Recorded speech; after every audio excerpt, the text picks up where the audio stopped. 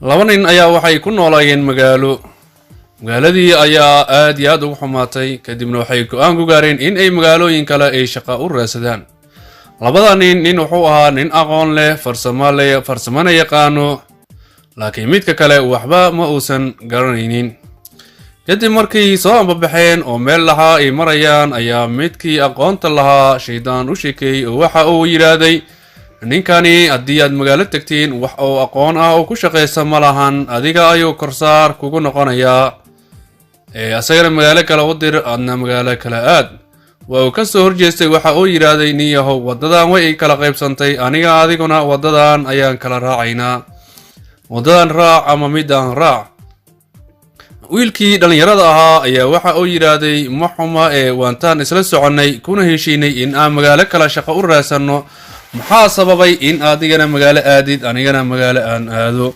waxa ugu jawaabay niyow adiga waxaad tahay aqoon ma lihid, farsamo aad ku shaqaysatid ma lihid, aniga laakiin aqoon ayaan leeyahay, farsamo ayaan ku shaqaysta ayaan leeyahay, qur-aanka ayaan aqaana, hadaaro macallin ayaan noqonayaa, marka adigana culeys ayaad igu noqonaysaa, anaad korsaar igu noqonaysaa, waxaan hela ayaad cunaysaa, marka dhibkaas ma rabo saaxiibow ina kala wareeji magaalo kale aad, weliba midii adiga aad dooratid maahane midda kale ayaan aadayaa.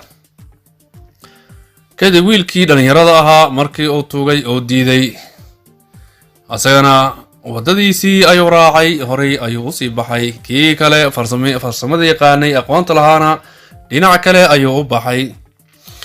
kii aqoonta aan lahayn waxa uu imaaday magaalo aad iyo aad u weyn, meel uu wax ka bilaabana ma uusan garanaynin. asaga oo socdo ayuu waxa uu yimaaday islaan jidka wax ku iibinayso muufa iyo alaab iyo wax samaynayso iyo madhaasiga. waxa uu ka codsaday in uu caawa marti qaado magaalada uu ku cusub yahay, dadna uusan ka aqoonin, meel uu degana uusan garanaynin. kadibna waa ay soo dhoweysay, salli iyo gogol ayay u dhigtay. intii oo la joogtay ee raashinka ay siinaysay ayaa waxa u imaatay gabar dhallinyaro ah. gabadhii ayaa wax ay ka gadatay islaantii alaab iyo wax ayay ka gadatay, gabadhiina dib ayay u noqotay. gabadhana waxaa dhalay boqorka magaalada ayaaba gabadha dhalay. waxay ku tiraahday islaantii gabadhan ciidan ayaa waardiyin jiray, maanta keligeed ayay socotaa. in cabbaar ah markii ay sii socotay gabadhii gurigii aabbaheed ayay tagtay, boqorkii ayay la kulantay. kadibna boqorkii waxa uu dareemay ayada oo dhuunteeda tataabanaysa. waxa uu yidhaahday maxaa kugu dhacay? waxay tiraahday katiinkaygii ayaa iga maqan. markaas ayuu yidhaahday maxaa intuu aaday katiinkaaga? waxay ku tiraahday islaantii habar haraantii ahayd ayaa katiinkayga iga qaadatay. oo islaantii oo u imaaday ninka ee martiqaadii ayaa waxaa la oran jiray habar haraantii. kadib laba askari ayuu soo daba dhigay, waxa uu ku yidhaahday habar haraanta u taga, gabadhayda katiinka iga qaadatayna si degdeg ah ha kusoo dhiibto. markii loo imaaday oo la weydiiyey katiinkii way yaabtay oo waxay tiraahday anigu katiin ma arag, gabadhani way ii imaatay, waxay iga gadatay wayna iga tagtay ee maahanay anigu wax aan ka qaatay malah, waxna iima aysan dhiibin. waxay tiraahday ninkan musaafurka ah xataa waa joogay, asagaa weydiiya. laakiin ninka musaafurka meesha fadhiyo wax walba oo meesha ka dhacaya waa u jeeday. waa daadii gabadhii markay imaanaysay katiinkii ayaa ka dhacay, diiq ayaana laqay. intaas wuu arkayay, wax war ah oo ku darsadayna ma aysan jirin. markii la weydiiyey ee la yidhaahday maxaad meeshaan ka dhacay aad og tahay? waxa uu yidhaahday subaxda ii imaada, caawa ayaan fiirinayaa wixii meesha ka dhacay. askartii ayakoo yaaban ayay iska noqdeen. habar haraantiina aad iyo aad ayay ula yaabtay oo waxay tiraahday ma waxaad aragtay sheegteed, maxaad u leedahay inaamaa wax ka qaaday? asagana waxa uu yidhaahday dhib malaha, katiinkaas meeshuu ku maqan yahay iyo meeshay ku tuurtay aniga ayaan caawa raadinayo.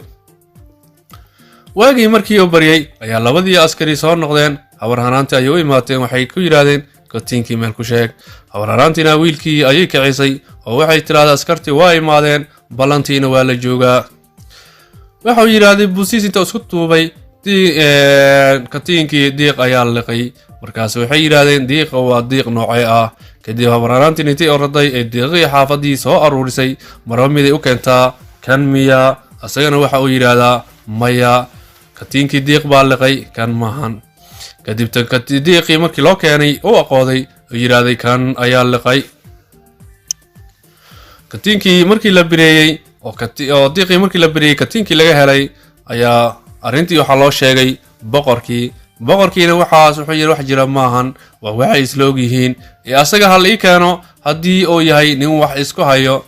kadib boqorkii ayaa loo keenay ninkii dhallinyarada ahaa. waxa uu weydiiyey maxaa taqaanaa, maxaa og tahay? asagana waxa uu yidhaahday anigu waxaan ogahay iyo waxaan aqaano ma lahan, laakiin marmar ayaan wax fiirfiiriyaa. boqorkii ninkii wiilkii intuu qol ku xiray oo wuxuu u soo bixiyey haraantigeelle, kadibna ubbo ayuu dhex geliyey. wuxuu u yeeray wiilkii oo wuxuu yidhaahday haddii aaba diiqii katiinka oo liqay aad ka dhex aragtay sheegtay, ubbadaani waxaa ku dhex jiro ayaa lagaaga baahan yahay. wiilkiina aad ayuu u naxay, waa uu fakeray, hoos ayuu iskala hadlay oo wuxuu yidhaahday ilaahayow habar haraantii maxaa ii keenay anigaa mushaqo hoosta kasaday. dadkiina waxay u maleeyeen meesha fadhiyay in uu yidhaahday haraantigeelle, kadibna waxay dhaheen haraantigeelle ayuu yidhi. boqorkii ayaa aamusiyey oo waxa uu yidhaahday noogu soo celi maxaad tidhaahday. kadibna waxa uu fahmay waxa meesha ku jiro inuu yahay haraantigeelle. waxa uuna ku yidhaahday waxaa meesha ku jiro haraantigeelle. kadib boqorkii wiilkii abaalmarin ayuu siiyey, iskana bax ayuu yidhaahday, markii aan kuu baahnana waanu ku wacan doonaa. wiilkii gurigii habraraantii ayuu ku soo noqday. habraraantii aad ayuu u faraxday, anigoo maanta waa ay badbaadisay. wadaardu gurigayga iska deganaaw, qolkaas iska deganaaw, magaaladaadana ka shaqaraaso. kadib in cabbaara magaaladii markii uu joogay oo boqorkiina meesha dhaqaale ayuu ku siin jiray oo mar kasta boqor wuxuu ahaa faalka iyo waxyaabahaas ka dambeeyo xoolo ayuu siin jiray. wiilkii oo noloshaas isaga jiro ayaa maalinkii dambe boqorkii waxaa laga haday hanti aad iyo aad u fara badan, dahab iyo diamond aan inaba caadi ahayn. boqorkii kadib wuxuu isugu wacay raggii faalshowga ahaa ee magaalada joogay, wiilkiina uu ku jiray. wuxuu ku yidhaahday alaabtaas ayaa iga maqan, in badan ayaan idin biilayay, waxaan doonayaa alaabtaydii meel in aad ku sheegtiin, raggii qaatayna aad ii sheegtiin. wuxuu sii raacay intaas, haddii aad beriis wax ii sheegi weysiin waxaa igu ballana lacagtayda ani ka samri maayo, idinkaa ayaan idin laynayaa. intaasoo sano waxaan idinku biilay dil ayaa idinka gudanayaa. wiilkiiyaa soo murugaysan ayuu habarharaantii u imaaday. waxa uu ku yidhaahday boqorkii arrintaas ayuu sheegay, anigana waxaan ogahay ma lahan oo arrimaha dhanba sidaas ayay ahaayeen. waxaan u malaynayaa beri boqorka inuu i dili doono, laakiin aniga waxaan rabaa in aan caawa anbabaxo, alaabtayda ii diyaari, waxaan jidku marin lahaana ii diyaari. habarharaantiina sidii ayay ku heshiiyeen oo wuxuu yidhaahday xidigaha saddex markay soo baxaan, xidigaha kan saddexaad soo baxo ayaa intaa ka anbabaxaya. tuugadiina kadib markii meel isku imaadeen waxay yidhaahdeen annaga cidna ogaan karta ma lahan ilaa iyo wiilkaas guriga habarharaantii joogo, kaas ayaa noogu dhib badan, kuwan kale wax ay og yihiin ma lahan. intaas markay dhacday ayaa mid ka mida loo soo diray in uu u dhunto oo soo dhegaysto, laakiin wiilkii habarharaantii ayuu la hadlay oo wuxuu yidhaahday habarharaantii xidigii koowaad waa uu soo baxay, aniga markaan waan baxayaa. kii tuugana wuxuu qaatay xidiga la sheegayaba inuu asaga yahay. kadib orod ayuu isku taabtay, wuxuu u tagay tuugadii kale saaxiibadiis ahaa. waxa uu yidhaahday ninkii saas ayuu i dhahay, waa uu ogaaday. midkii labada dhaqso soo baxay oo meel u dhaba taagnaa, markuu meesha imaaday ayuu asagana xidigii labaad arkay oo wuxuu yahay habarharaantii xidigii labaad waa uu soo baxay, markaaniita hadde macsalaam aniga waan dhaqaajiyey. markaas ayaa kii intuu orday kii kale u tagay wuxuu yidhi ninka anigana wuu i sheegay. saddexdoodii ayaa soo wada baxay oo wuxuu yidhaahday kii saddexaad haddii uu sheego waan tuugaynaa si uusan boqorka arrinteen u gaarsiinin. markay saddexdii imaadeen ayaa wiilkii hadlay habarharaantii yidhaahday habarharaantii saddexdii xidigba markani waa diyaar ee macsalaama. markuu inuu baxa isku dayayba way ku dhegeen oo waxay tuugeen oo waxay yidhaahdeen nin yahow hayna sheegin, boqorka aan noo sheegin, waan ku baryaynaa.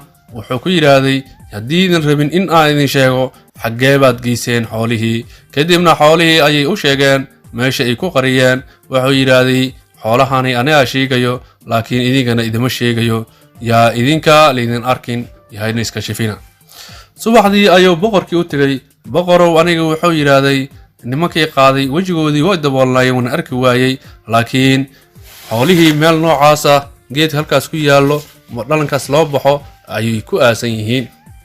kadib waa la raadiyey tilmaamihii sidii loo wadayna meeshii markii la imaaday wuxuu yidhaahday xalay meeshaan arkay meeshaan ayay ahayd. meeshii haddii la qufay waxaa loogu tegay hantidii boqorka oo dhammaystiran. boqorkii aad iyo aad ayuu u farxay. wiilkii uu abaalmariyey waxa uu siiyey geel ayuu siiyey, lo' waa uu siiyey, ari badan ayuu siiyey, fardana waa uu siiyey, gabadh aad iyo aad u qurux badanna wiilkii waa loo guuriyey. wiilkii kadib wuxuu isdhahay haddii xoolahan hantidan intaa ah aad heshay, dahabkan aad heshay, fardahan, waxaa kuu fiican in aad gobolkaadii aad ku noqotid. haddii kale beri boqorka arrin kalaa dhici doonto, maalin kastana si aad ku badbaadaysid malahan. wiilkii waxa uu ambabaxay magaaladii uu ka soo jeeday, xaaskiisiina horay ayuu u sii watay. intii uu sii socday ayaa waxaa ka hor imaaday ninkii farsamayaqaanka ahaa oo 3 neef oo ari iyo 1 saca wato. asagana way iswareysteen oo wuxuu yidhaahday muddo 5 sano ayaan kala maqannahay, maxaad la soo noqotay? kii wuxuu yidhaahday 3 neef iyo intaan helay, laakiin waxaan ku weydiinayaa waxaana xoolo ah oo saan u badan adigo xaggeed baad ka soo heshay? kiina waxa uu yidhaahday soo ma ogid ilaahay inuu irsaaqda bixiyo, qofkii uu doonana sida uu roobo u irsaaqayo, irsaaqdiisana ay waasac tahay, cidina cidi ay ugu dhiibin. adiga waxaad ku fakaraysay hadduu ninkan ku raaco adiga ayuu korsaar kugu noqonayaa, laakiin aniga haddaad iraaci lahayd aniga ayaad korsaar igu noqon lahayd. maanta xoolo intaan ka badanna waad heli lahayd, laakiin aniga maadaama saaxiibkay tahay aad i xumaysay, 3 neefna ala soo noqotay, aniga ayaa xoolo kugu darayo. kadibna in aan kala tagnay cidna ha u sheegin, si nabadgelyo ana magaaladeennii ha ugu noqonno. sidaas ayay ku soo noqdeen oo ilaahay irsaaqdiisa qofkii uu rabo waa uu siiya, oo cidna irsaaqdiisa uu bixinayo kalama tashado. halkaas ayay maanta sheekadeennii inoogu eg tahay. wabillaahi towfiiq, wassalaamu calaykum waraxmatullaahi tacaala wabarakaatuh.